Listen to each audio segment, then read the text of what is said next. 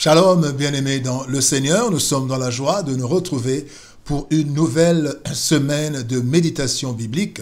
Nous sommes le lundi 20 mars 2023 et nous vous saluons au nom de notre Seigneur et Sauveur Jésus-Christ. Nous allons lire un texte dans le livre des Proverbes. Proverbes chapitre 3, nous lirons le 7e et le 8e verset. Proverbes 3, 7 à 8, voici ce que la parole de Dieu déclare. Nous lisons dans la version Louis II, il est écrit « Ne sois point sage à tes propres yeux. Crains l'Éternel et détourne-toi du mal. Ce sera la santé pour tes muscles et un rafraîchissement pour tes os. » Bien-aimés dans le Seigneur, la véritable sagesse. La véritable sagesse, tel est le thème de notre méditation biblique de ce lundi 20 mars 2023. Bien-aimés dans le Seigneur,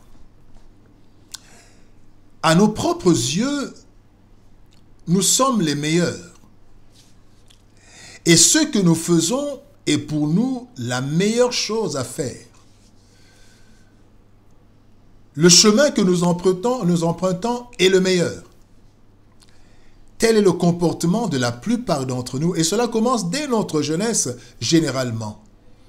Nous croyons sincèrement que tout ce que nous faisons est bon. Et lorsque nous nous rendons compte de notre erreur, il est souvent tard et les conséquences sont énormes à notre détriment et au détriment de ceux qui nous entourent. La Bible nous reproche ce comportement dans le texte du jour. Nous ne devons pas être sages à nos propres yeux. Nous ne connaissons qu'une petite partie du monde qui nous entoure et nous devons en être conscients. La vraie sagesse est celle qui vient de Dieu et nous devons la rechercher dans la crainte de Dieu et la sanctification. Voyons les leçons que le Seigneur nous transmet à travers ce texte. Parlons d'abord de la sagesse humaine. Il y a une sagesse humaine et une sagesse divine. La sagesse humaine. Dans Proverbes chapitre 13, verset 30, la Bible nous dit « Celui qui fréquente les sages devient sage, mais celui qui se plaît avec les insensés s'en trouve mal. » La sagesse humaine est définie comme étant la qualité de quelqu'un qui fait preuve d'un jugement droit, un jugement sûr, averti dans ses décisions, dans son comportement et dans ses actions. La sagesse humaine est différente de l'intelligence en ce que l'intelligence s'acquiert par l'accumulation de la connaissance et de la science, alors que la sagesse s'acquiert plus par l'expérience vécue, l'expérience observée ou l'expérience entendue. Voilà pourquoi en côtoyant les sages, on acquiert une certaine sagesse par l'expérience dans différents domaines. Le problème, bien aimé, c'est que notre sagesse dépend du milieu dans lequel nous vivons. Avec des hommes et des femmes expérimentés, certes, mais limités selon leur temps et leur environnement. La sagesse humaine est limitée dans le temps et dans l'espace.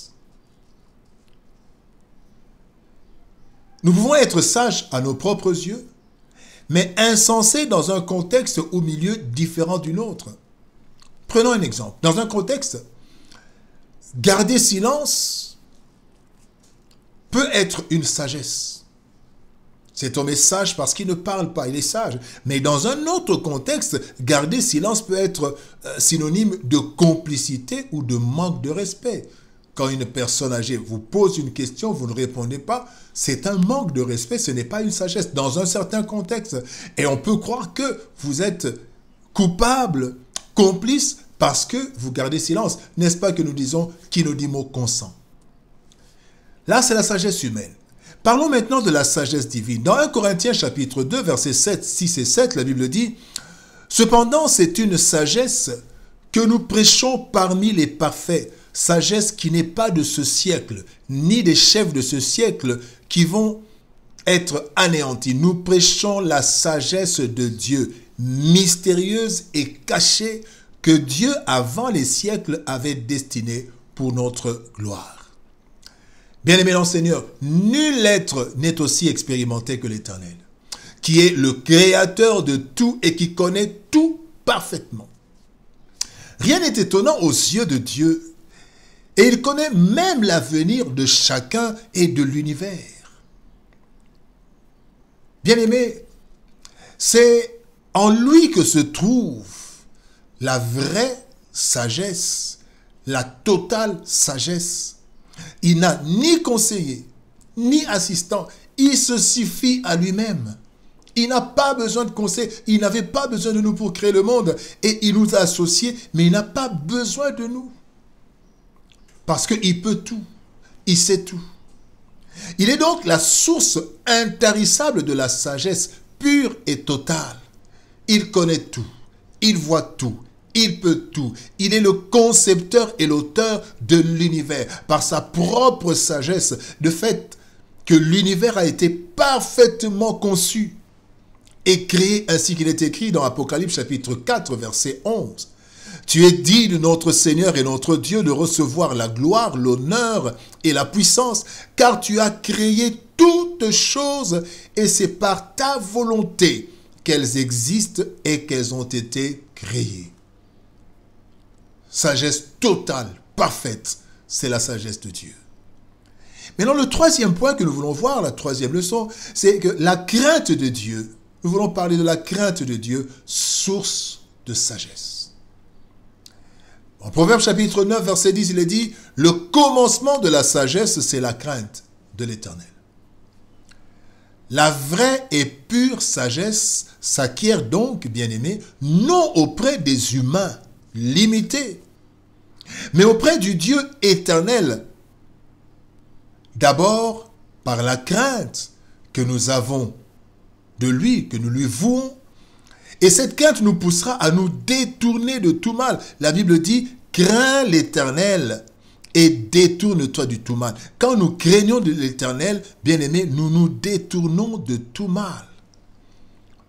Nous serons ainsi sages, pas à nos propres yeux, mais aux yeux de Dieu. Et le monde, tôt ou tard, connaîtra ou reconnaîtra cette sagesse, même si ce monde peut mépriser cette sagesse de prime abord. La crainte de Dieu, bien-aimé, est un profond respect de Dieu, avec une certaine dose de peur de s'écarter du chemin divin et d'en payer les conséquences. La crainte de Dieu nous poussera à fréquenter Dieu à travers sa parole et à travers la prière, de sorte à connaître sa loi, à connaître sa volonté pour nous et pour notre environnement. Ainsi, nous appliquons nos cœurs à lui obéir et à nous éloigner de tout mal, parce que c'est lui qui connaît le mal. Sans le réaliser clairement, bien-aimés, nous acquérons auprès de Dieu une haute sagesse dans tous les domaines de la vie. La véritable sagesse. Bien-aimés, la véritable sagesse est celle qui vient de Dieu. Elle s'obtient par la crainte de Dieu ainsi que la sanctification. Craindre Dieu nous pousse à rechercher et suivre toutes ses voies, et la sanctification nous pousse à nous détourner de tout mal. Ainsi, bien-aimés, nous ne rechercherons que ce qui est bon, que ce qui est agréable à Dieu. Cela sera une source de bénédiction pour nous et pour ceux qui nous entourent. Ne soyons pas sages à nos propres yeux, bien-aimés, car nous ignorons énormément de choses, alors que Dieu connaît tout. La vraie sagesse, c'est craindre l'Éternel et s'éloigner du mal. À travers sa parole, à travers la parole de Dieu, nous côtoyons, nous fréquentons Dieu et nous devenons sages selon Dieu. Prions. Père, nous te bénissons et te rendons grâce, toi la source de toute sagesse pure, totale et profonde.